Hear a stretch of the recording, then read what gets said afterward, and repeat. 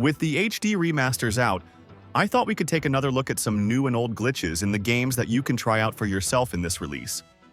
As usual, there will be spoilers, so without further ado, let's get into it.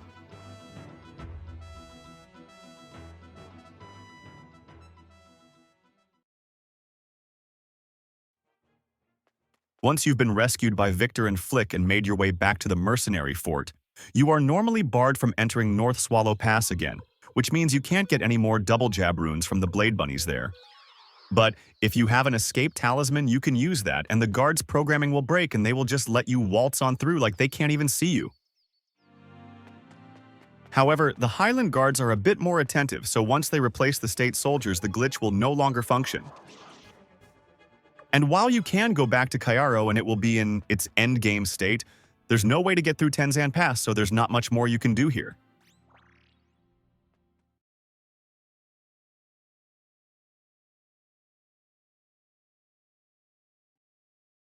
In one of my videos about glitches in the first Suikoden, I talked about how there's an extended banquet scene that is unfortunately glitched and shares a flag with another event, making it unlikely to play for most players. And unfortunately, Konami seemed to have been unaware of it as it's still in play in the remaster, so if you want to see the whole thing play out, you'll have to avoid speaking to Matthew when you first get to Seika. A similar error exists in II, where Millie is supposed to show up in the stage area occasionally and watch the shows, but because of improperly set flags, the game will never spawn her there. Unfortunately, there's no way to avoid setting this one unless Konami fixes it, which seems unlikely at this point.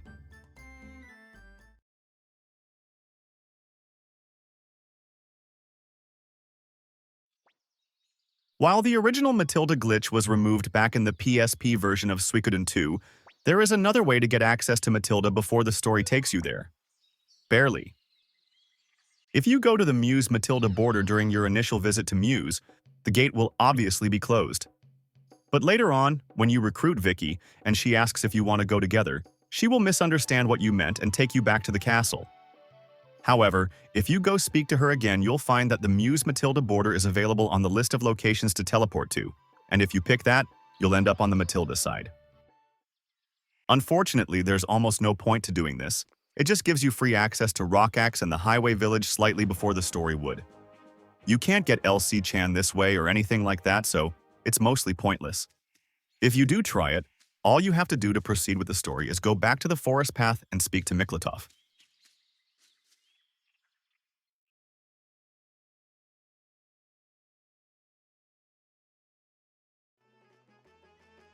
The Rune Sage in Gregminster has an odd quirk to it, as in there are actually two of them, even though there's only one NPC present.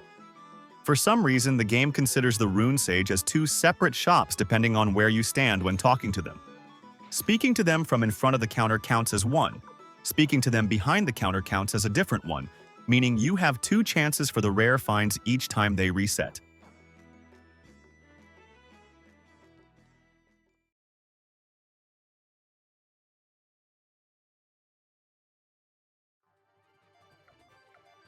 This has been a thing in all releases and comes down to how the game is programmed, but if you deal over 32,000 damage in one hit, the overflow of that will actually heal the enemy.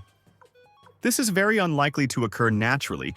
You have to essentially seek it out and use very specific setups with strength-increasing equipment and runes. But it is possible. For this example, I outfitted Sierra, Bolgan, and Bob with strength-boosting equipment and gave Bob a Violence rune and Exertion rune, and Sierra a Fury and Double Edge rune. The Exertion rune increases damage every turn up to a maximum of double the original, which takes 8 turns. The Violence rune causes the Violent status when his HP is halved, which triples his attack for the next turn, as well as giving him the Anger status, which doubles his attack, stacking the effects. And by casting Sleep on enemies, they become unable to defend, causing maximum damage.